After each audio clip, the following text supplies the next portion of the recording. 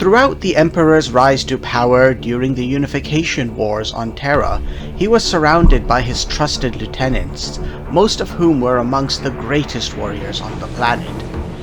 But the Emperor's closest and most trusted advisor was not a man of war. Rather, he was an aged man of learning who had the bearing of a priest, an immense psychic power second only to the Emperor himself.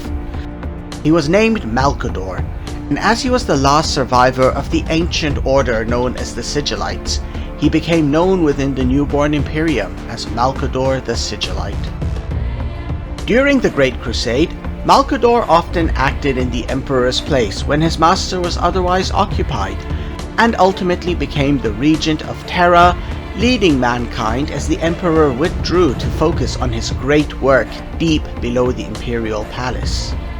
When Horus rebelled and the galaxy was thrown into flames, Malcador took on another, greater, and critical role in the conflict. While the loyal Primarchs and great generals of the Imperial army waged epic battles across countless worlds, Malcador led humanity in a parallel conflict in the shadows. He formed an elite corps of agents, both from the Space Marines and base humans, to root out treachery and heresy throughout the Imperium. These agents would travel far and wide, whereby presenting Malcador's seal of authority they would force the compliance of local officials to assist them in their mission to thwart Horus's schemes. Through this silent war, many dangers to the Imperium were defeated by these agents of the Sigillite before they could become significant threats.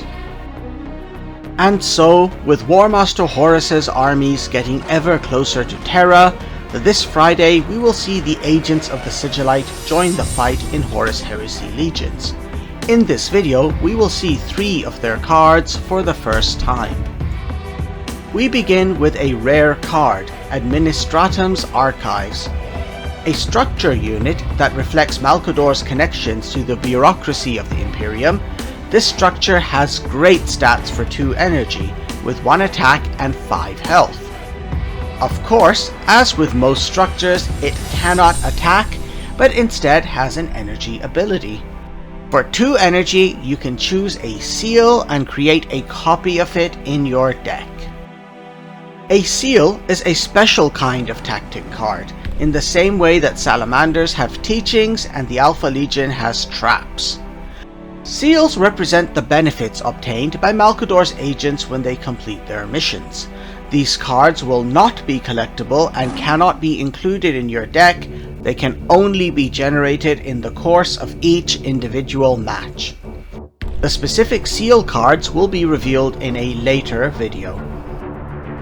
Seals will not only be beneficial to the agents for their specific effects alone. Koryan Squad is an Astartes troop with average stats for its cost, 6 attack and 6 health.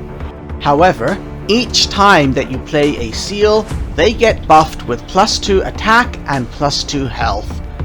The very similar Serpent Squad from the Alpha Legion has often been used to devastating effect with tactic cards in general, so Koryan Squad's synergy with seals should be able to create some dangerously delightful situations.